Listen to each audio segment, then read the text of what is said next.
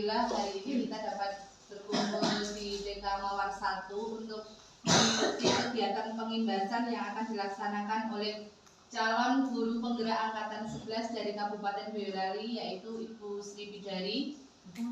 Di sini saya akan membacakan susunan acara. Yang pertama yaitu pembukaan, yang kedua menyanyikan lagu Indonesia Raya, yang ketiga sambutan dari Ibu Kepala Sekolah, yang keempat pengimbasan, yang kelima lain-lain, dan keenam penutup. Untuk acara yang pertama, pembukaan, marilah bersama-sama kita mengucapkan basmalah. Untuk acara yang kedua yaitu menyanyikan lagu Indonesia Raya. Kepada Ibu Sri Winarni, waktu dan tempat kami persilahkan.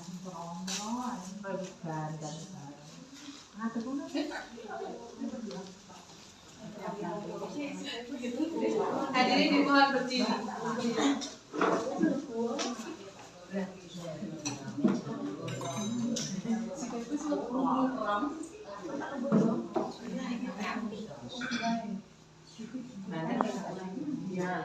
Hiduplah Indonesia Raya, Indonesia tanah airku, tanah tumpah darahku.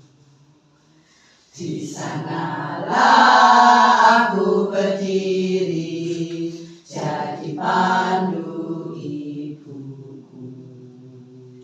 Indonesia kebangsaanku, bangsa dan tanah airku. Marilah kita berseru, Indonesia bersatu.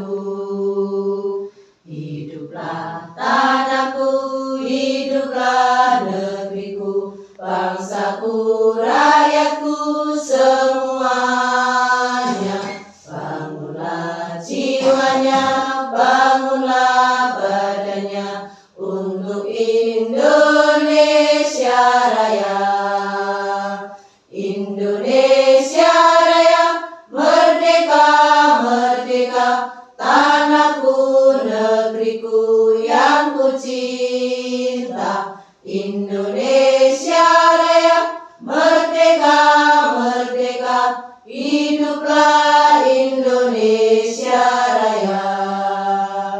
Indonesia Raya, merdeka, merdeka, tanahku, negeriku yang ku cinta. Indonesia Raya, merdeka, merdeka, hiduplah Indonesia Raya.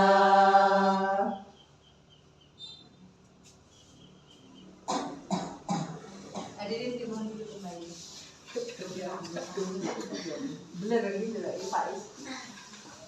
Menginjak acara yang ketiga yaitu sambutan dari Ibu Kepala TK Mawar 1 kepada Ibu Eni Sri Nurtika, waktu dan tempat kami persilakan.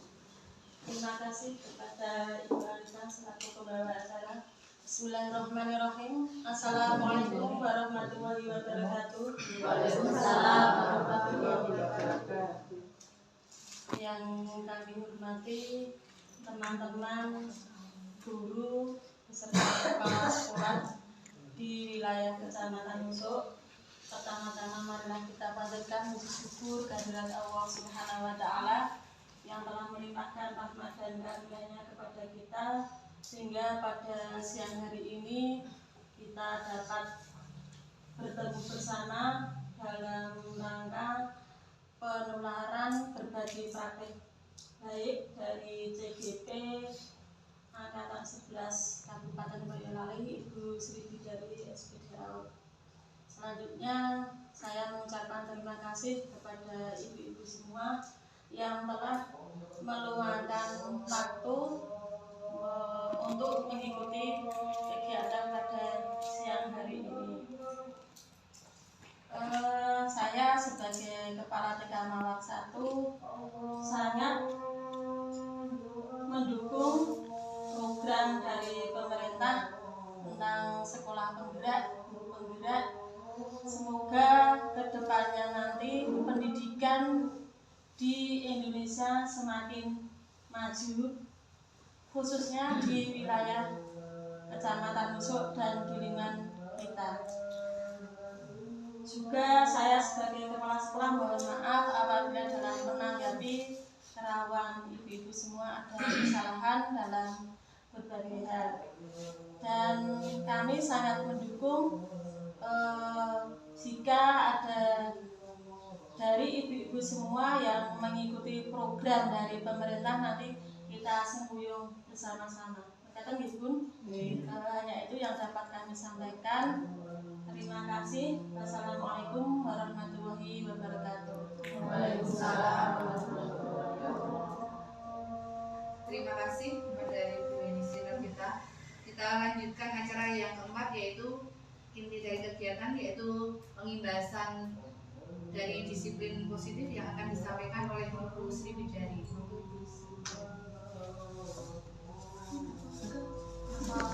Adan Katrin, saling adan.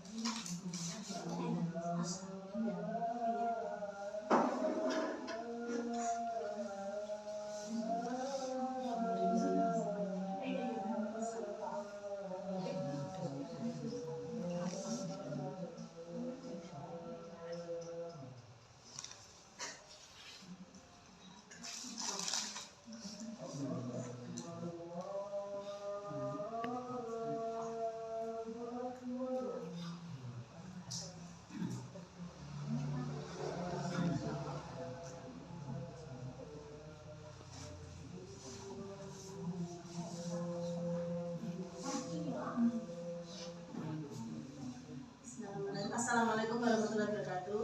Waalaikumsalam warahmatullahi wabarakatuh.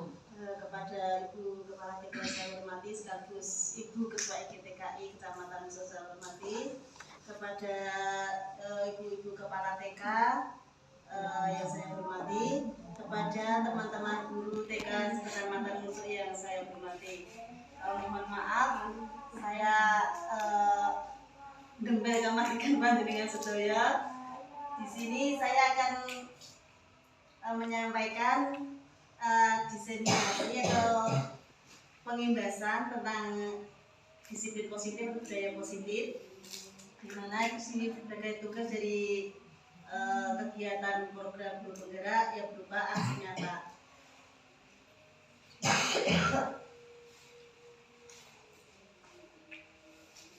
Saya di sini mengambil judul penerapan budaya positif di lingkungan sekolah. Santai Ibu. Ini kalau ketekan malah bubar konsentrasinya.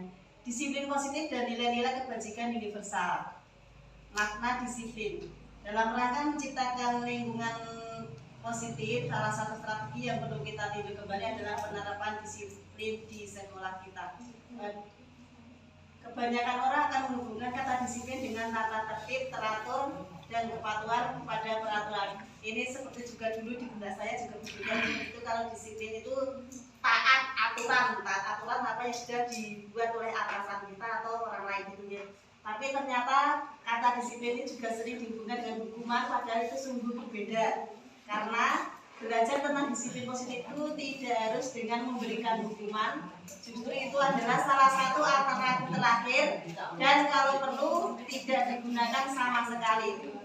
Jadi hukuman itu sebenarnya malah tidak diperbolehkan sama sekali, itu alternatif terakhir. Kalau memang tidak ada jalan keluar untuk suatu permasalahan baru boleh hukuman itu diterapkan.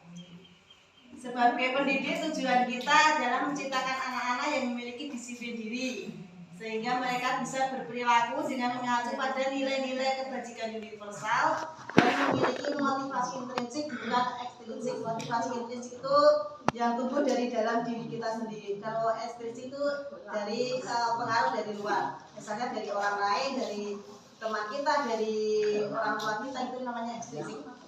Disiplin diri juga mempelajari bagaimana cara kita mengontrol diri dan bagaimana menguasai diri untuk memilih tindakan yang mengacu pada nilai-nilai yang kita hargai agar tercapai tujuan mulia yang diinginkan.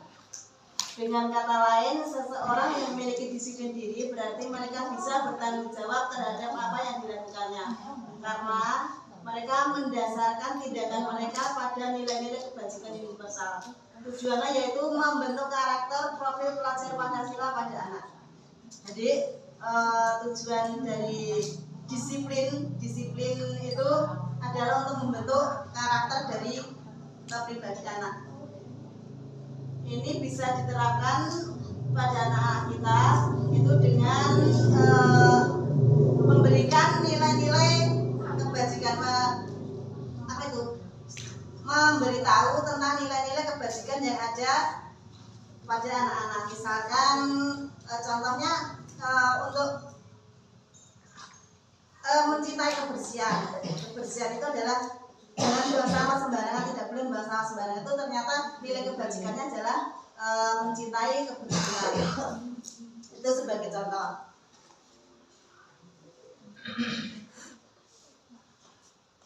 Di sini ada nilai-nilai kebajikan yang membentuk profil pelajar Pancasila, yaitu satu, beriman, bertakwa kepada Tuhan Yang Maha Esa dan berakhlak mulia. Kedua, mandiri. Ketiga, bernalar kritis. Keempat, berkebinekaan global. Kelima, bergotong royong. Keenam, kreatif. Nilai-nilai kebajikan dalam profil pelajar Pancasila diperlukan untuk membentuk motivasi yang baik dalam dirinya sehingga dapat diterapkan di lingkungannya.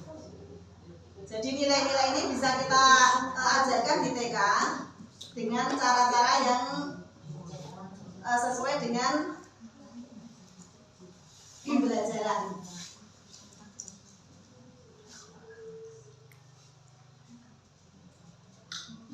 Selanjutnya ada teori motivasi, hukuman dan penghargaan restitusi.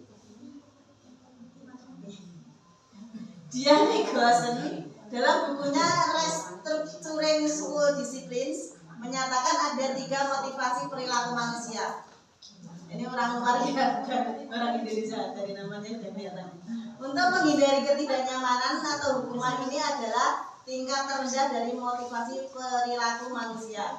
Biasanya orang yang motivasi perilakunya untuk menghindari hukuman atau ketidaknyamanan akan bertanya, apa yang akan terjadi apabila saya tidak melakukannya? Itu biasanya hukuman dan ketidaknyamanan. Kalau kita tidak mentaati peraturan atau disiplin kita belum ada, itu kok ingin menumbuhkan disiplin itu biasanya kan motivasi dari luar itu takut sama hukuman, jadi pasti dirasa tidak aman, tidak nyaman. Sebenarnya mereka sedang menghindari permasalahan yang mungkin muncul dan berpengaruh pada mereka secara fisik, psikologis maupun tidak terpenuhnya kebutuhan mereka bila mereka tidak melakukan tindakan tersebut. Motivasi ini bersifat eksternal, jadi motivasi hukuman, terus apa tadi? Ketidaknyamanan itu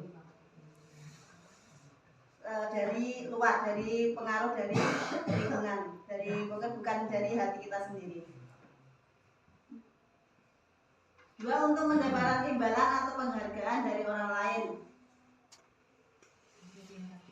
1 tingkat di atas motivasi yang pertama. Di sini orang berperilaku untuk mendapatkan imbalan atau penghargaan dari orang lain.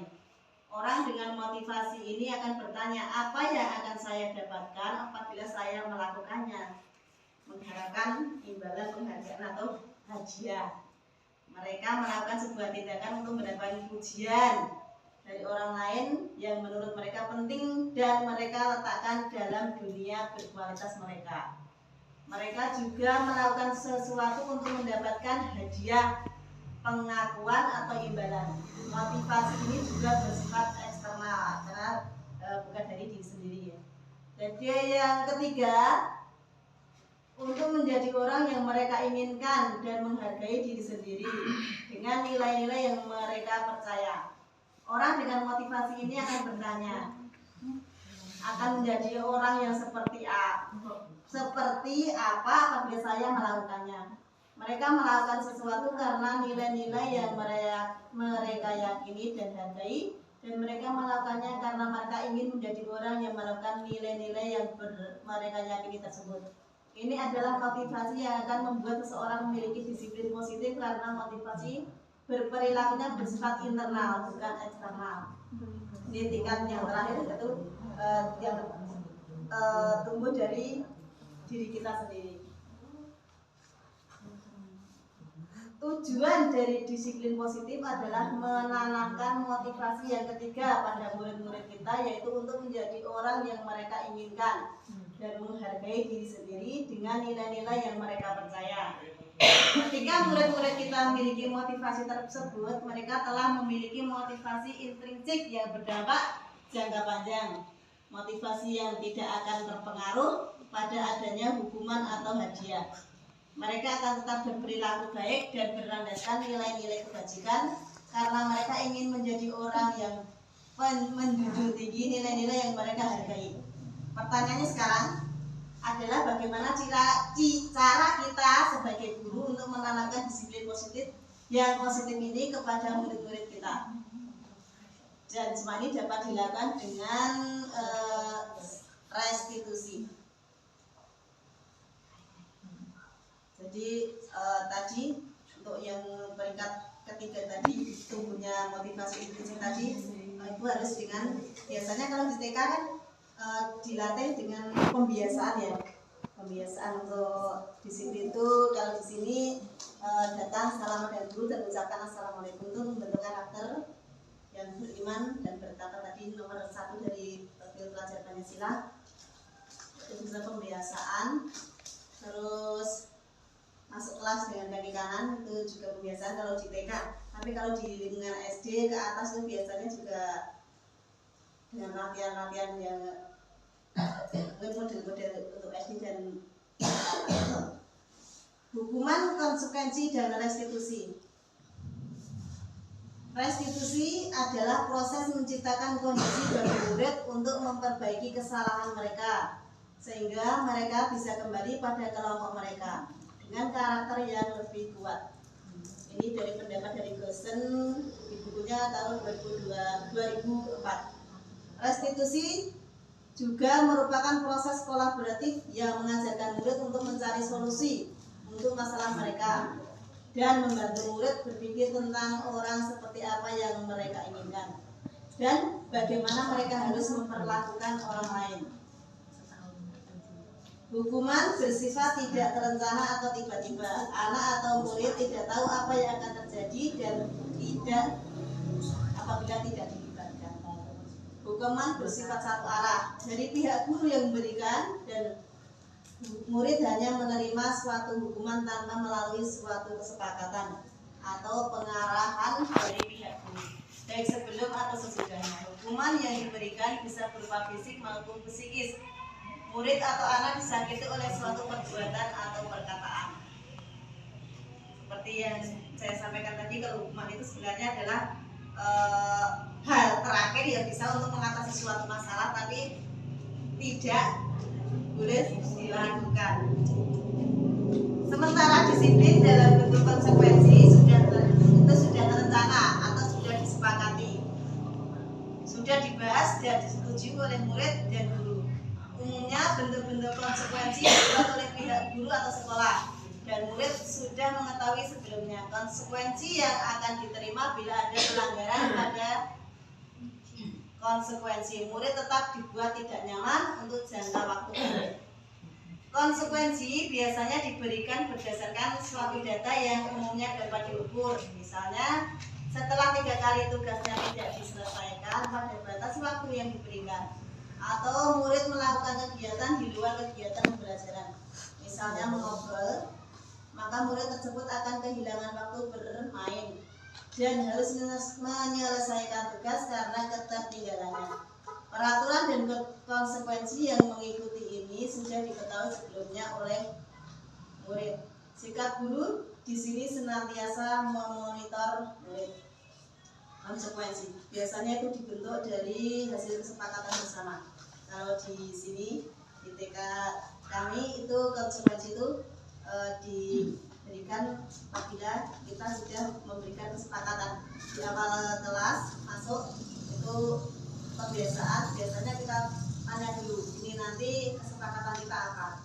Dari sini mereka akan memunculkan pendapat mereka. Oh, Bu, kalau buang sampah tidak boleh sembarangan. Ya, itu satu biasa murid kan dibiasakan untuk berpendapat. Terus yang kedua, tidak boleh mencoret-nyoret, tidak boleh mencoret tembok, meja, sama tikar. Tapi kenyataannya ya seperti itu. Itulah anak-anak. Terus ada juga yang berpendapat ya aneh-aneh lah. Tetap semuanya itu kita tampung dan kita pilah-pilah mana yang penting untuk dikembangkan. Apabila itu dilanggar, konsekuensinya itu kita sepakati dulu. Nanti kalau yang tidak mau menyelesaikan tugas, biasanya konsekuensinya apa? Itu anak juga bilang sendiri. Jadi kalau ada yang tidak mau menyelesaikan, jadi langsung mereka juga ikuti aturan dari apa yang telah mereka sepakati sendiri. Jadi biasanya kan orang sudah malu ya, malu kalau kita mengucapkan ini kok tidak kita lakukan, ya kan kita malu sendiri juga. Itu nek kulo. Tapi ya tak lain juga. Lanjut. Segitiga restitusi. Diane Dosen dalam bukunya Restructuring School Disciplines 2001 telah merancang sebuah tahapan untuk memudahkan para guru dan orang tua dalam melaksanakan proses untuk menyiapkan anaknya untuk melakukan restitusi, bernama segitiga restitusi atau restitution triangle. Apa itu? Nanti tanya mereka. Tahap yang pertama itu segitiga restitusi untuk menyelesaikan suatu masalah.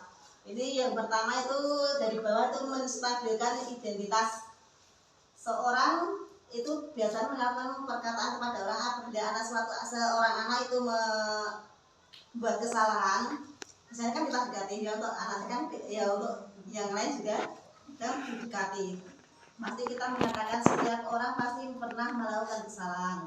Kamu bukan satu-satunya yang pernah melakukan ini. Ini biasanya yang sering diucapkan pada menstabilkan identitas. Itu yang pertama. Untuk yang kedua, validasi tindakan yang salah. Ada pernyataan, kamu tentu punya alasan mengapa melakukan itu. Adakah cara yang lebih baik, efektif untuk mendapatkannya apa yang kamu butuhkan?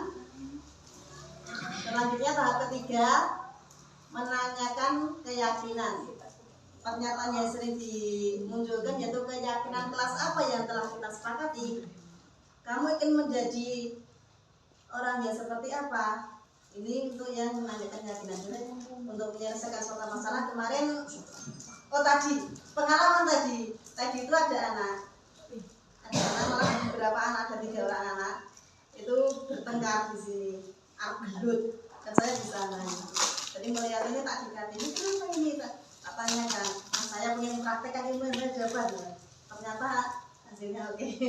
Baru tadi lagi itu Mas Fadil sama Rafindra sama yang satu Rafi itu bertengkar, anak gelut. Kan saya tanya, ini ada apa? Saya tanya, itu Bu, Mas Fadil tadi nakal Bu, ngarep-ngarepnya aku Bu, si Rafindra gitu. Terus itu yang saya tanya ke Ravindra, terus Mas Fadil saya tanya juga, apa benar Mas Fadil? Nah ini kamu Ravindra sih mau kasih sok Bu, ini ngajakkan dulu Bu, itu sudah pada tahap pertama menstabilkan identitas. Jadi kita samakan dengan perasaan kita. Saya juga dulu pernah melakukan kesalahan. Setiap orang juga pasti pernah melakukan kesalahan. Saya bilang gitu. Enggak apa-apa, semua orang pasti melakukan kesalahan. Terus tahap yang kedua, validasi tindakan nyesal. Saya memvalidasi tindakan mereka. Kamu tentunya punya alasan mengapa melakukan itu. Saya tanya ke mereka berdua. Ternyata mereka juga punya alasan sendiri. Saya ternyata dikongkon karo Cak Kae. Dikongkon karo Cak Kae. Dikongkon sama si Raffi. Dikongkon untuk gelut. Tapi bukankah, terus saya tanya lagi, keyakinan di kelas kita tadi yang kita sepakati apa? Saya tanya pada mereka, harus rukun Bu. Ternyata harus rukun Bu. Nah itu kan sudah kita sepakati tadi, kita harus selalu rukun dalam kehidupan sehari-hari. Saya kan tanya gitu. Jadi tanpa saya minta untuk minta maaf, ternyata mereka langsung salaman dan itu kenyataan dari tadi pagi yang saya lakukan tanpa diberi komando untuk minta maaf. Ternyata dari hati mereka timbul untuk minta maaf dan bisa bermain lagi. Dan ini contoh yang kemarin saya buat. Ini saya yakin tidak sempurna karena pengembangan anak susah sekali.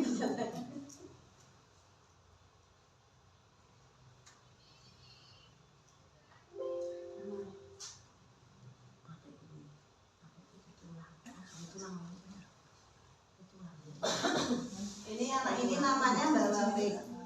Kemarin ada tugas mengumpulkan kegiatan menggambar karena dari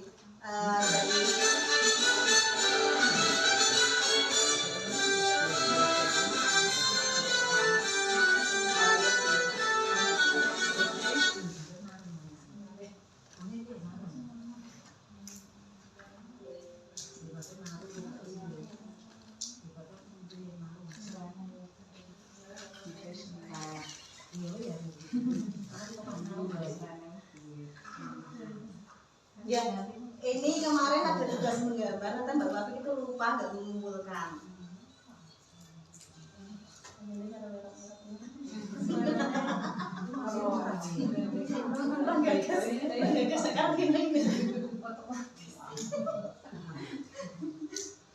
Udah harus ganti kali dulu tanganku cepet rauh bawa pirang-pirang kemaju. Ini anak ini tidak mengumpulkan tugas menggambar.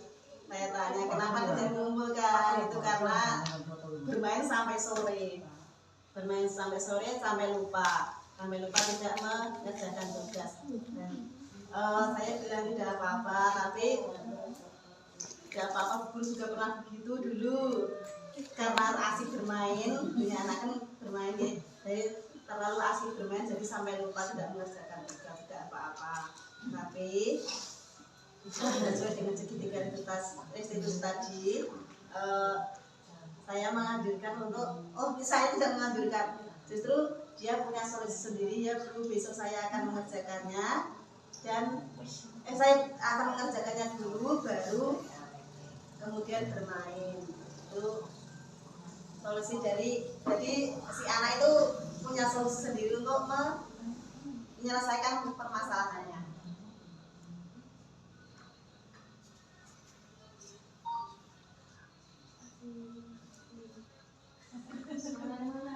Caranya bilang ya, itu tadi yang dapat saya sampaikan. Mungkin ada pertanyaan atau umpan balik, mohon untuk disampaikan. Ada pertanyaan dulu. Oh iya, berarti Apa bedanya ya itu namanya konsekuensi dan hukuman? Perbedaannya. nah ya, hukuman dari konsekuensi. Hukuman itu biasanya diberikan oleh orang lain kepada kita, tapi cuma satu pihak. Jadi kita tidak mengetahui akan dihukum. Dan gitu, kalau kita mendapat kesalahan biasanya langsung dihukum itu. Jadi satu pihak, satu orang saja tanpa kesepakatan dari keduanya, dan itu merasakan diri kita kan tidak nyaman ya. Untuk konsekuensi itu biasanya sudah ada kesepakatan terlebih dahulu. Kalau kamu tidak mengerjakan tugas ini, apa konsekuensinya, dampaknya kepada kalian, apa yang harus kita lakukan kalau tidak mengerjakan tugas. Itu biasanya sudah ada kesepakatan terlebih dahulu yang harus ditanggung jawab, apa yang harus kita lakukan kalau tidak menyelesaikan tugas tersebut. Gitu. Ya, terima kasih.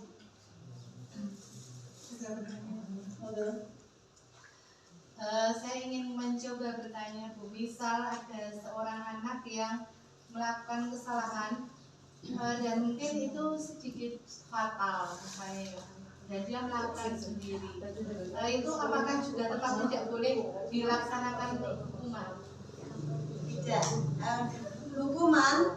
Hukuman itu boleh dilakukan, tapi sebagai jalan keluar terakhir kalau benar-benar tidak ada solusi untuk menyelesaikannya, itu baru boleh dilakukan. Tapi sebagai guru sebaiknya kita tidak boleh melakukan hukuman. Itu harus kita selesaikan dulu dengan itu tadi yang namanya dengan pendekatan diskusi. Jadi harus validasi dulu, menstabilkan identitas dulu, baru divalidasi kesalahan, baru kita ke keyakinan, menanyakan keyakinan pada anak tersebut apakah benar perbuatan itu dilakukan, apakah sesuai dengan keyakinan yang telah kita buat tadi atau belum. Biasanya itu kalau sudah dilakukan itu anak akan timbul motivasi intrinsik dari dirinya untuk memperbaiki kesalahan yang telah dilakukannya. Begitu Bu Nina? Terima kasih penjelasannya, Bu. Mungkin ada pertanyaan lain? Monggo. Bisa sambil dulu di apa itu diskusi. Iya. Sambil lain-lain, mungkin ada pertanyaan yang lain, kita tunggu skores yang bisa sambil yang bertanya, biar jelas.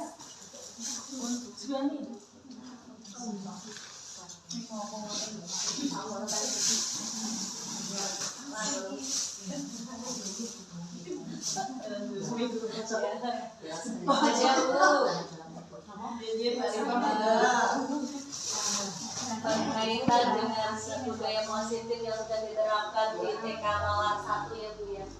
Apa triknya atau apa itu cara penerapannya ke anak? Seperti itu, terima kasih. Bagaimana cara penerapannya kita untuk menanamkan budaya positif di TK Mawar 1? Terima kasih. Kalau di sini karena anak-anak itu kan kalau diberitahu ya menit ini detik ini ya, tapi 2 menit kemudian lagi hilang lagi, melakukan kesalahan yang sama lagi. Itu biasanya kita lakukan dengan pembiasaan, tapi pembiasaan itu juga harus melalui suatu kesepakatan yang kita jadikan sebagai keyakinan Islam. Untuk selanjutnya, apabila kan biasanya kan harus di masyarakat juga dilakukan beberapa di lingkungan TK gitu. Jadi setelah pulang kita kondisikan, kita beritahu orang tua, Bu, Pak, hari ini kita belajar tentang disiplin positif yang ini begini. Anak harus, misalnya kemarin itu yang pakai sepatu, kan malah anak ada yang ke sekolah tidak pakai sepatu. Itu biasanya kita informasikan kepada orang tua untuk memberitahu anak gitu, kalau sekolah harus tetap memakai sepatu. Jadi setiap pulang kita berkoordinasi dengan orang tua, memberikan pengetahuan pada mereka apa yang sudah kita lakukan di mereka untuk selanjutnya biar bisa diterapkan di lingkungan rumah. Begitu. Jadi besok lagi kalau datang ke TK, kalau masih pakai sendal, kita terjun lagi ke orang banyak begitu. Misalkan dalam kelas itu ada beberapa anak yang mengusulkan kesepakatan kelas, tetapi ada sebagian yang tidak menyetujui. Apakah itu tetap akan dilaksanakan atau menunggu beberapa usulan dari anak-anak yang lain yang kira-kira sepakat, atau sudah diambil secara garis besar, oh ini anak-anak sudah setuju, atau apakah setiap usul dari anak-anak itu bisa diterima seperti itu? Setiap usul biasanya ditamu dahulu, kemudian kita pilih dan kita tawarkan ke anak apakah usulnya Mas ini seperti ini baik untuk kita laksanakan. Kita tawarkan ke anak.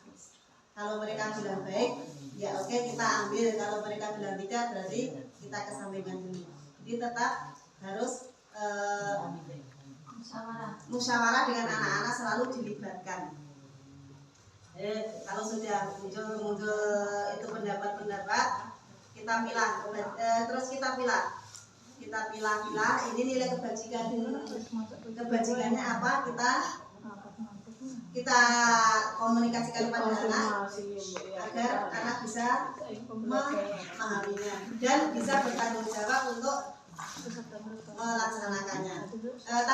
Kesepakatan kelas ini juga bisa, guru juga harus melakukannya, bukan cuma anak. Jadi tetap guru juga, anak juga melakukannya, bukan untuk anak semata. Gitu. Mungkin ada tambahan gitu. Ini Bu, misalnya dari anak-anak itu sendiri itu menghendaki seperti ada hukuman. Misalnya ini Bu, nanti kalau yang misalnya coret-coret tembok nanti kita hukum seperti ini.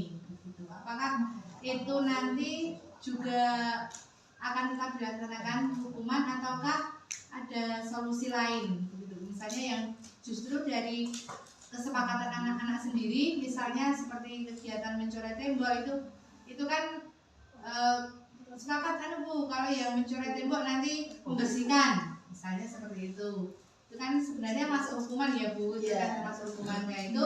Apakah itu nanti juga, karena itu sudah kesepakatan dari anak-anak, tapi apakah itu nanti juga akan tetap dilaksanakan atau tetap nanti masih mengutamakan memakai segitiga restitusi? Terima kasih. Iya, terima kasih. Untuk yang pertama tetap harus memakai segitiga restitusi. Ya, apabila itu tidak bisa, baru kita terangkan hukuman. Tapi menurut saya untuk membersihkan tembok itu, kalau itu kan sudah termasuk konsekuensi, karena sudah kesepakatan bersama, jadi kan itu konsekuensi harus dilakukan. Jadi dia tetap harus membersihkan tembok, tapi dengan meminta teman-temannya diikut sertakan untuk membantu. Jadi justru malah akan timbul rasa kolaborasi, timbul rasa gotong royong untuk dapat menyelesaikan permasalahan bersama-sama. Itu menurut saya.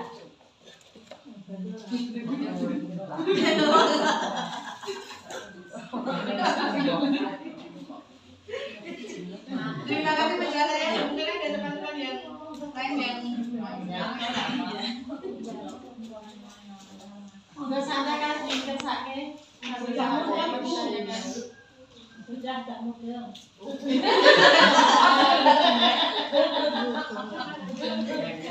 Besok saya terangkan di sekolah Bu. Sekolah itu tidak coret-coret. Jadi intinya kesepakatan. Tidak coret-coret tembok. Itu dari kemarin itu ya, saya tahu baru kemarin kesepakatannya juga tahu itu kesepakatan itu dibentuk dulu. Anak ibu dewe.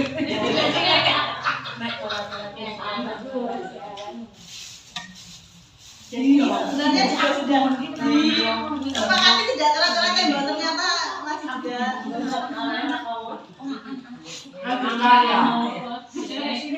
itu mungkin di kecamatan Busuk TK yang temboknya bersih tidak dicoret-coret itu TK Sempaka. Mungkin pulang malah gambarnya. Menurut pengamatan saya ketika berkeliling banyak yang termasuk Sempaka itu bersih TK-nya. Iya, padahal kemarin juga sudah tak itu mengganggu keindahan ya. Nilai kebajikan dari mencorak-corak tembok kan itu keindahan, menghargai keindahan, tapi ternyata juga belum. Anak itu kan unik kan kan ya. Tapi tarik kesempatan sak kemana yo arep berkarya karo Imajinasinya imajinasinya di sana. Benar-benar merdeka. Iya, imajinasinya hewan ya. Kalau ada tembok yang ada di sini sama. Di paling kertas juga ternyata. tapi biasanya justru teman yang memberi statement Aku biasanya Teman-temannya ya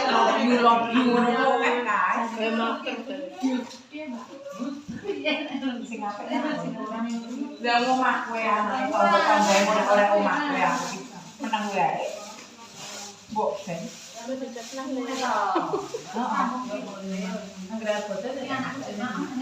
Gambar iki lho, dalam. Dari Jogja teko Surabaya. kreativitas.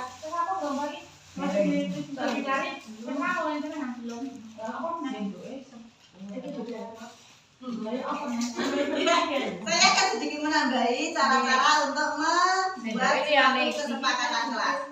Ya, tadi kan sudah jelaskan di awal, tapi cuma sedikit. Itu begitu masuk kita tanya ke anak. Hari ini kesepakatan kelas kita apa? Kesepakatan dulu. Saya tidak boleh keluar kelas sebelum jam 9 itu di sini. Terus tidak boleh coret-coret tembok. Oke. Terus yang ketiga, tidak boleh membuang sampah sembarangan. Membuang sampah sembarangan. Terus yang selanjutnya ada lagi keluar harus izin. Itu kita pilih, kita cari nilai kebajikan dari ini tadi. Mencoret-coret tembok itu kan nilai kebajikannya adalah menghargai keindahan. Itu keindahan. Kita sampaikan ke anak kalau tembok yang bersih itu adalah suatu keindahan. Terus ada lagi yang mengatakan kalau ada teman bicara, sebaiknya mendengarkan. Mendengarkan itu kan berarti menghargai. Menghargai itu kita sampaikan kalau teman yang berbicara itu harus kita dengarkan, berarti kita mempunyai rasa menghargai kepada teman. Keluar kelas sebelum jam 9 itu kan berarti disiplin, ya, disiplin. Tidak membuang sampah sembarangan. Itu berarti menjaga kebersihan, Selanjutnya dari kata-kata yang tidak boleh coret-coret tembok ini tadi kita buat suatu kalimat pernyataan tapi dengan menggunakan kata-kata yang positif. Mencoret-coret tidak boleh, mencoret tidak kan berarti kata-kata yang negatif. Ya, kata tidak itu kan kita buat menjadi kalimat positif. Menjaga lingkungan. Terus tidak membuang sampah sembarangan. Itu kalimat positifnya. Membuang sampah pada tempat sampah. Terus tidak boleh keluar sebelum jam 9. Patuhi dan taati peraturan. Taati peraturan. Berarti boleh keluar asal sudah jam 9. Selanjutnya tidak boleh berbicara kalau ada orang lain yang berbicara. Itu kita menghargai. Sebaiknya diam kalau ada temannya yang berbicara. Dari sini kita akan ambil misalnya di minggu ini atau 3 minggu atau 4 minggu atau 2 minggu itu bisa kita kita ambil yang disiplin dahulu. Disiplin, berarti disiplin di sini ada disiplin itu tidak boleh keluar jam 9 sini. Selain kata disiplin tidak boleh keluar jam 9 itu ada yang lain juga, itu kalau ke sekolah memakai sepatu itu juga termasuk disiplin. Itu tadi ada waktunya. Untuk minggu ini 2 minggu ke depan kita akan membicarakan, akan menerapkan disiplin. Jadi disiplin kok yang kita tegaskan, kita terapkan, kita pupuk di dalam diri anak, disiplin saja. Jadi untuk yang lain mungkin tidak dikesampingkan, tapi bisa membersamai, mengikutinya lah. Tapi yang paling utama kita buat disiplin dahulu, jadi ditanamkan rasa disiplin dahulu di 2 minggu atau tergantung panjenengan semua mau buat itu jangka waktunya berapa untuk bisa menanamkan disiplin kepada anak. Untuk kalau sudah benar-benar anak sudah merasa, kita sudah merasakan anak itu bisa mematuhi, bisa menerapkan disiplin dari dirinya, baru kita beranjak ke yang menghargai orang lain dalam berbicara. Jadi ada tenggang waktu yang kita Kamu jangan bilang jangan bilang.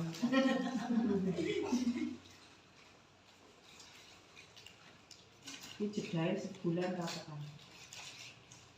ya itu tadi kan kita harus selalu Mengulang. dan selalu berkolaborasi dengan orang tua dan semua warga sekolah. Di sini tadi Bunda kita terapkan ya, terus bisa menerapkan apa yang kita ajarkan di sekolah.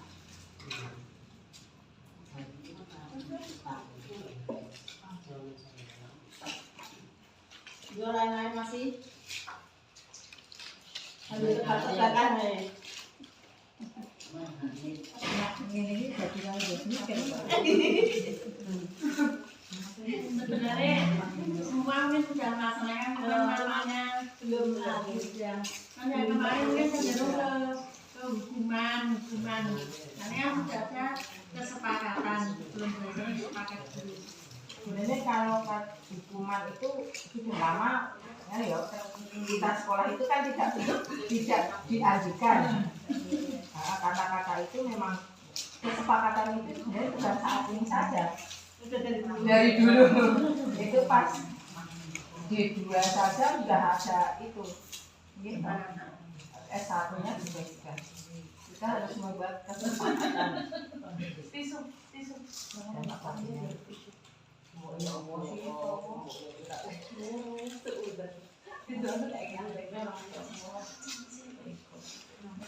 Teman-teman yang belum guru penggerak, belum sekolah penggerak, nanti bisa ikut, bisa sini. Masih buka terus untuk yang guru penggerak, tapi kalau setelah penggerak Sementara ditutup. Kalau betul sana tadi guru penggerak. Masa ini kalau kepala ya Kepala kan Ini bisu. pernah daftar kalau betul melanjut itu sakit. Nah begini kalau nulis aku gigi. Ada begini anggar dilukai kata maka. terus masih itu. Masa ini yang dengan luar jangkauan. Mereka bisa kok kepala. Gini, kalau angkatan 8 betul lulus seleksi, Anda di luar jangkauan terus. Kalau TK Makanya bukan nggak karena tahu bukan kenapa kepala di sini. Jadi Pulang betul sakit deh. Anda Anda kan bisa masuk sasaran. karena kita sudah masuk ruang gerak. Orang dari dia. Lu gimana? Pulang bisa pas jaringan tadi. Aku di luar Jangkauan jangkauan kok pernah nyoba. Tapi betul tidak termasuk sasaran. Yang di luar jangkauan di sini terus ada apa? Jadi pada itu pulang wis tanyanya benar tanda Karena anak kepala sekolah ya. nanti. Mbak Anu gitu. Baru minggu nih, ada Pak Mani itu. Kalian dirinya kan belum sudah mendapat konseli sekolah penggerak. Ini pulang yuk rata-rata. Tapi saniki nek dari apa ya? Jadi apa di angkatan saya itu kalau gede-gede itu perbedaannya jauh banget. Kalau dulu setiap saat kan zoom terus ya. Saat ini kebanyakan yang belajar mandiri. Jadi waktunya bisa kita atur sendiri. Ada sampai di kampus, mandiri kepenak itu setengah pembuat. Siapa yang belum guru penggerak, pokoknya untuk kecamatan kita guru penggerak, sekolah penggerak tahu ya. Kenapa sih IGT kan lo Bun. Nah, ini kan Ini kan sudah ini kan IPA. Indonesia apa kok? Betul bayang. Mbak Ika cek proses perizinan. Enggak random itu. Tapi di tergantung nanti yang stasiun saya enak sekali. PP-nya juga enak. Mbak Ika pun ya Berarti sekarang yang pulang sekolah balikan. SD. alhamdulillah baik untuk IPA. Sabar tenang. Tapi maksudnya sudah dikondisikan dari sana ya. Kamu diatur harus sudah harus begini-begini. Nek galak-galak mesake mahasiswane nopo awake dhewe kan belajar nek galak ya iki. Ora ya nek ya iki.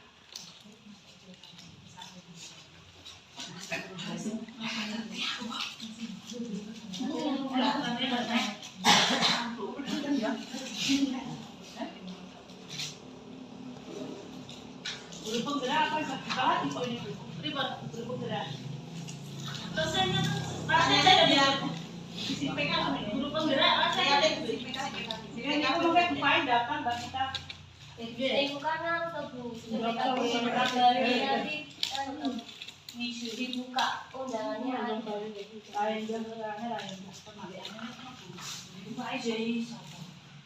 Dia betul sakitnya Bu Nati lagi kula, Mbak sakit. Intinya begini Bu, setiap ada kesempatan masalah nanti hasilnya mau bagaimana, mau kemana, yang penting setiap ada kesempatan program pemerintah kita ikuti. Seperti ini ya, Mbak Tati misalnya ini ya. Insya Allah Mbak Tati itu nanti tidak, karena sudah dari guru penggerak nanti tidak usah melaksanakan pembelajaran PPG. Jadi yang tes. Jadi tidak usah melaksanakan tahapan-tahapan dalam PPG. Jadi nanti langsung Bonus ya.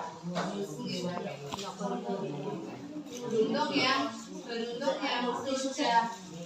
sudah bergerak tapi belum PPG malah. Jadi itu malah nanti kita melaksanakan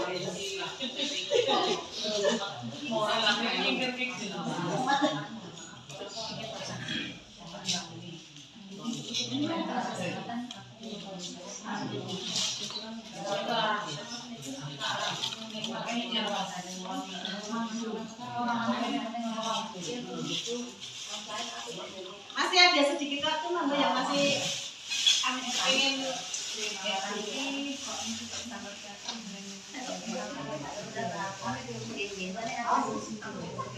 mungkin dari bulan mau menambahkan.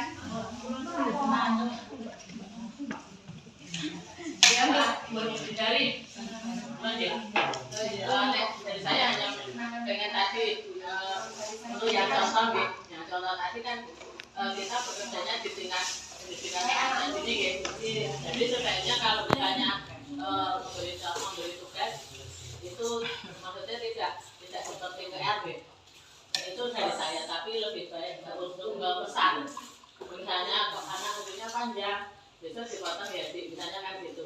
Oh besok kok sampai sekolah kok belum dipotong misalnya seperti itu lebih baik contohnya seperti itu. Tidak untuk hukuman itu kalau tadi masyarakat itu masalah hukuman sama apa konsekuensi.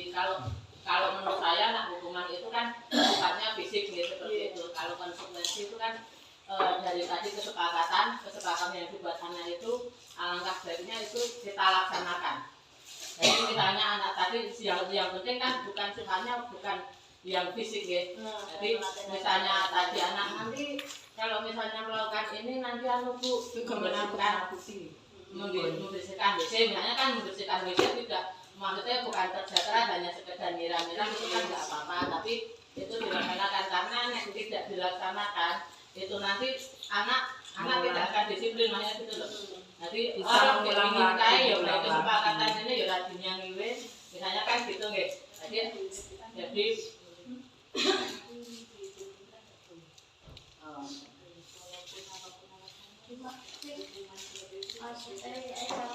konsekuensi. nah ya misalnya kan tidak disiram konsekuensinya kan biasanya mampu dilakukan oleh kata mas mendiram. ya jadi makanya bukan bukan yang kerja keras ngoten lho intinya itu tidak cuma anak kan nek kita mintai pendapat hanya nanti yang tidak melakukan ini apa mesti mintanya kan nanti didukung ini bukan yang penting mintanya kan menjawabnya kan yang terakhir jadi nanti diarahkan ke yang lebih ringan yang penting tidak bersifat fisik seperti itu jadi hanya kalau hanya membersihkan tembok itu biasanya tetap dilaksanakan karena nanti kalau konsekuensinya itu tidak dilaksanakan besok untuk membentuk disiplin anak juga akan dilaksanakan ya akan merayakan aku udah nikah ya orang nyanyi itu tadi kan sudah saya bilang dilaksanakan cuma mereka ya teman-teman kalau dengan itu tidak susah untuk dilaksanakan bisa dibantu teman-teman yang lain untuk membentuk kerjasama.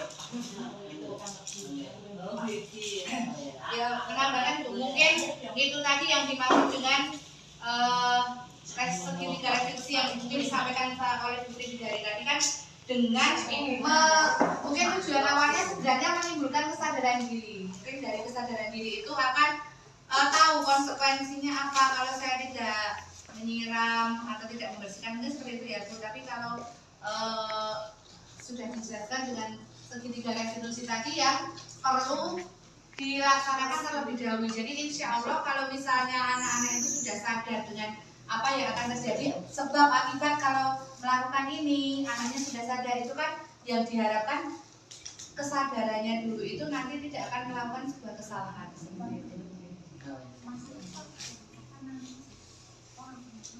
Selanjutnya terima kasih saya ucapkan kepada ibu-ibu semua yang telah membantu saya melakukan pembahasan ini. Tapi mohon maaf saya pulang dulu, rambutnya masih kurang dulu. Ya, selanjutnya terima kasih banget. Mungkin besok kalau ada yang butuhkan bantuan kita, kami juga siap untuk membantu panjenengan semua. Dari saya terima kasih sekali. Apabila banyak dari perkataan saya yang kurang berkenan, saya mohon maaf karena sebagai manusia mungkin kita semua pastinya tidak sempurna. Dari saya cukup sekian, terima kasih. Assalamualaikum warahmatullahi wabarakatuh. Terima kasih.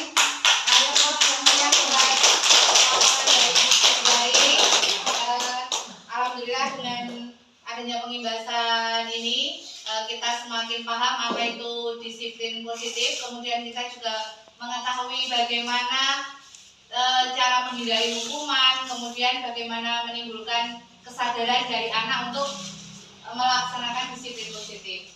Semoga dari pemaparan yang sudah dilaksanakan oleh Ibu Sri Bidari kita dapat mengambil hikmahnya dan dapat menerapkan di sekolah masing-masing. Terima kasih. Semua rangkaian acara